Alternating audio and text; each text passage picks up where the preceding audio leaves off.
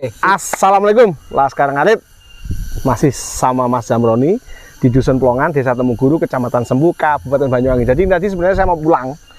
Ananging beliau ini ada pertanyaan yang menarik buat Laskar Ngarit. Jadi sekalian aja, oke, kita bikin video. Mas Zamroni ingin bertanya apa saja, mumpung ada model sapinya. Jadi sekalian kita bahas. Monggo, Mas Zamroni. Assalamualaikum warahmatullahi wabarakatuh.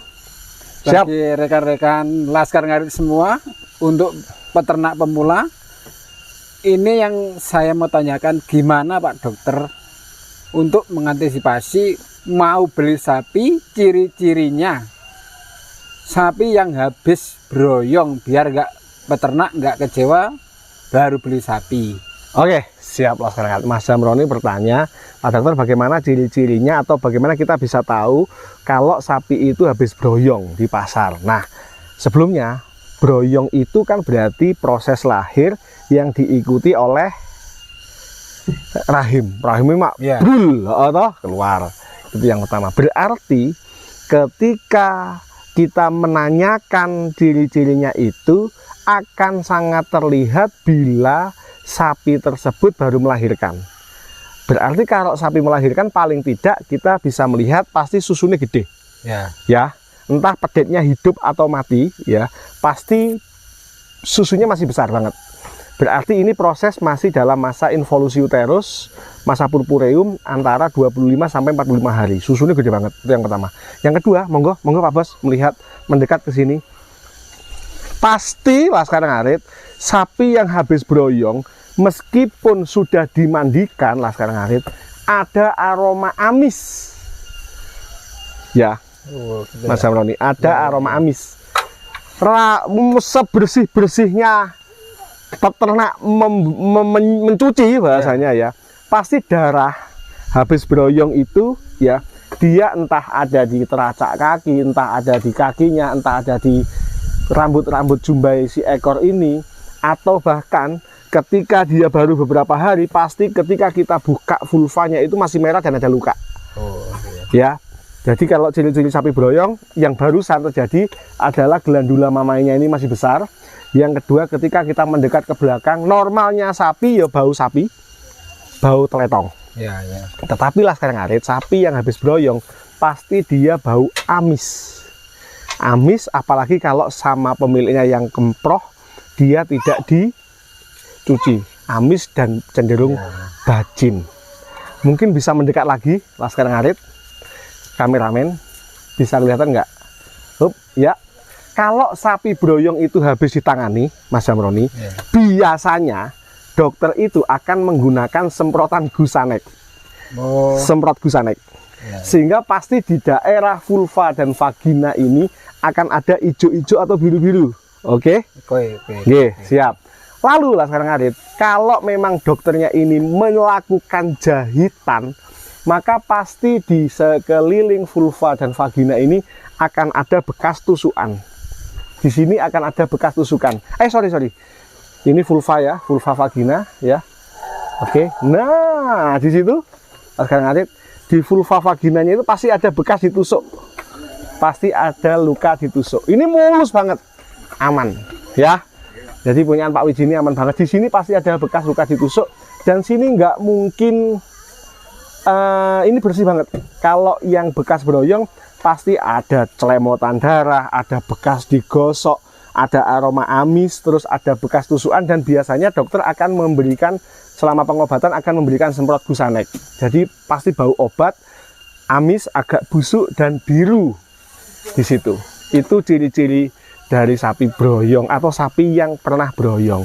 Tetapi bila sapi ini dijual dalam posisi 2 bulan, 3 bulan, 4 bulan pasca broyong, nggak bisa dibedakan.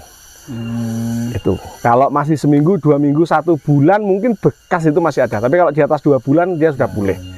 Siap. Monggo kalau ada pertanyaan lainnya Mas Zamroni buat Laskar Ngarit. Dan untuk pertanyaan yang kedua, ini kan baru pemula. Laskar Ngarit di sini kan pemula semua tuh kan. Untuk antisipasi agar sapi nggak majeran ini gimana?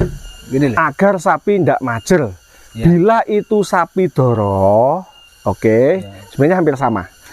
Bila itu sapi doro, pastikan obat cacingnya masuk Pak Bos. Oh gitu ya. Karena cacingan itu menyebabkan delayed puberty. Delayed puberty ini biasa takon, Pak dokter sapiku wis 3 tahun Ya, kok ya. tidak birahi, ya itu delayed puberty. Oh. Jadi puber yang tertunda, puber yang mundur. Ini sebabnya yang pertama pasti dia cacingan. Baik itu cacing pencernaan, cacing hati, cacing jantung, cacing paru-paru maupun cacing otot. Oke, yang kedua jangan lupa tetap body condition score dijaga 2,5 sampai 3. Sapi darah juga jangan terlalu gemuk. Jadi yes pokoknya awak dhewe nyawang Ya standar lah paling enggak ya. standar. Enggak kuru, enggak lemu lah. Ya, tidak gemuk. Jadi obat cacing jangan lupa. Jenengan baru beli sapi dari belantik dari pasar, Ya. tidak ada riwayat bunting, sikat obat cacing. Dapat 2 minggu, sikat lagi obat cacing. Makanan digenjot. Begitu birahi, mau diulang obat cacingnya boleh, langsung dikawin suntik boleh. Tapi disarankan Laskar Ngarit, obat cacing biasanya disarankan inseminasi buatan disarankan paling tidak 45 hari setelah dikawin setelah diobat cacing. Jadi misalkan tanggal 1 diobat cacing, Ya. dia baru boleh kawin tanggal 15 bulan depannya. Itu baru aman. Jadi obat cacing jangan lupa. Terus apa jenenge? Pakan tetap ya, tetap diperhatikan. Mineral kalau misalkan kalau sapi doro tidak ada masalah biasanya. Nah, kalau untuk sapi yang habis melahirkan, indikasinya simple. Sapi kurus biasanya tidak birahi. Ya, berarti diobat cacing dan digemukke. Oke, Pak Bos. Kalau dia sudah bagus tapi keluar lendir putih, diobatke dulu. Diobatke, jangan nekat di IB. Lendir putih mengindikasikan ke arah metritis atau endometriosis, infeksi rahim. Diobati dulu.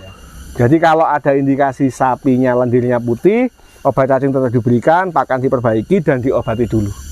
Biar birahi Pak Bos. Itulah. Oke. Siap? Nyamuk. Monggo kalau ada pertanyaan terakhir, pertanyaan ketiga untuk pemula.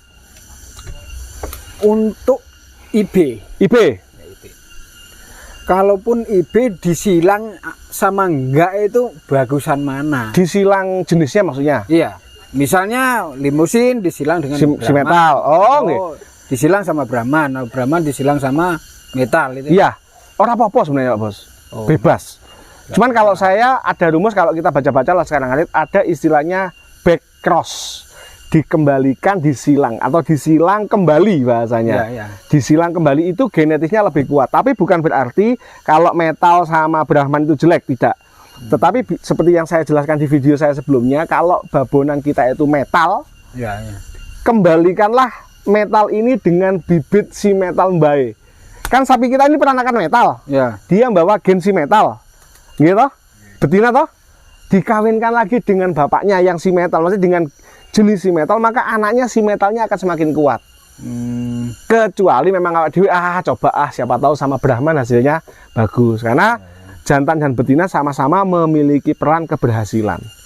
Nah, meskipun kadang-kadang Pak Bos indukan super wis dikawin sama indukan super si metal misalkan ya, terus dikawin sama bibit si metal, metune manggong.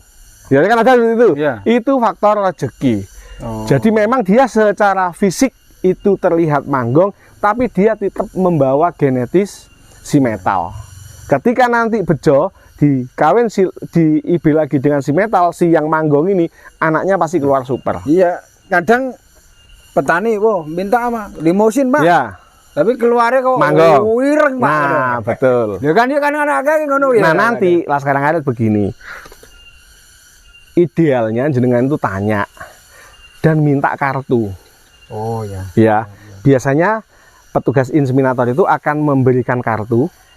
Yang kedua, kode straw. Oh ya. Ya, biasanya dicatat. Nah, Iya, itu ada kodenya. Itu ada yang memberi, Iya. petugasnya ada yang enggak. Iya. Gitu ya. Kalau yang memberi berarti dia memang siap recording namanya. Oh. Apa yang kita suntikkan bibitnya itu dicatat tanggal berapa, birahinya Iya, iya. bagus atau tidak. Itu. Jadi seandainya kodenya di situ si metal, ya strawnya memang ini kan cocok ya, kodenya si metal, di sini si metal, kok metune manggong. Ya berarti orang rezeki. Berarti si petugas ini sudah jujur. Memang yang dia suntikkan adalah si metal, yang dia catat si metal, yang dia masukkan ke situ si metal. Nah, menging metune kok ira ngapa putih lawu. Nah, itu faktor rezeki. Tapi kalau yang tidak memberikan itu wallahu alam. Ya. Kadang ya manggeng ya, PO dia mau si metal kita nggak tahu. Itu pasti ada yang seperti itu ada. Siap, Mas Jamroni. Terima kasih. Laskar Ngarit itu tadi ada 3 pertanyaan dari Mas Jamroni terkait bagaimana kita membedakan sapi yang sudah pernah kena broyong atau tidak. Yang kedua, cara membuat sapi itu agar bisa cepat birahi. Dia jelaskan sudah. Lek doro piye, kalau sudah punya anak gimana. Dan yang ketiga, disilang itu bagaimana. Kalau memang selera kita ingin coba nyilang-nyilang ya enggak apa-apa. Cuman secara teori back cross itu lebih bagus, lebih kuat genetisnya daripada kita harus membuat silangan yang lain lagi. Siap Mas Jamroni, matur nuwun Pak Wiji, matur nuwun nggih. Sekian Laskar Ngarit. Assalamualaikum warahmatullahi wabarakatuh. Waalaikumsalam warahmatullahi wabarakatuh. Semangat. Wih.